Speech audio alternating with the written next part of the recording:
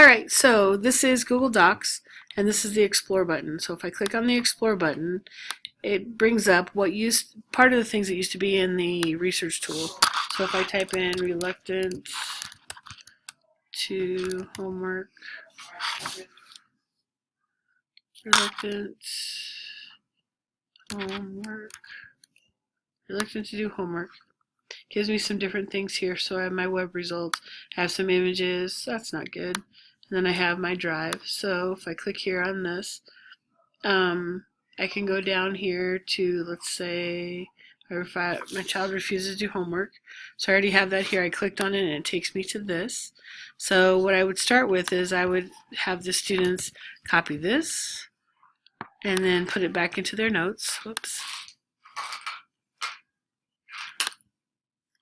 So here's my notes on this particular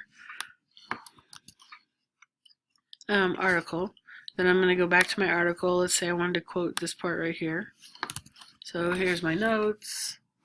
I went through, and at the end of those notes, let's say I have more than one thing here that I've written as notes. At the end of those notes, if I click right here, and if I point to this, see I have this little quotation here. It says cite as footnote if I hold it. If I click that, it puts a 1 here, and at the bottom, it actually cites it for me, according to the MLA.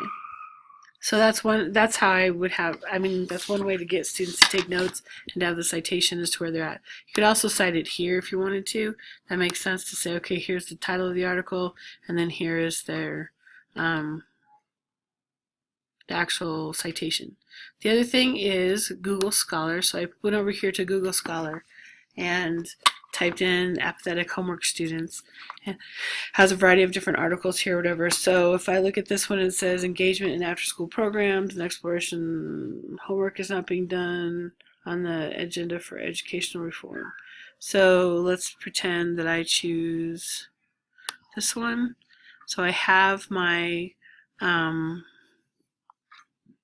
actual document. I go through, take some notes, copy and paste them back into my area here. But if I go back to Scholar, down here at the bottom it says to cite it. If I click on cite here, it gives me all the different ways to cite it. I can just simply click, copy, paste it into my works cited page. I could take it into one of these if I wanted to. The other thing I can do is save my articles. So if I click here and say save, when I go to my library over here to the side, it has all of my saved articles here, and then I can go in and I can actually label my articles. So like I have 2 labels set up, or at least I did. Let me click on that one. Shoot. Anyway, I have some label. I could label this as apathetic students or social networking, whatever it is I want. And then if I click here on my citations, it gives me, I can go through and set this whole thing up. I don't have it set up, sorry. But it'll give me a list of all the things that I've cited or things that I have saved that it assumes that I've cited these sources here. Another thing you can do is you can do a custom range. So like you were talking about the Chicago fire, if you knew what years the Chicago fire was, which I can't tell you off the top of my head, but let's say it was 1980. I could do 1980 to 1980 or 1981, and it would give me like all the articles that are on that subject between that time period. So that's kind of cool to go through and do that. You also have case law and other articles.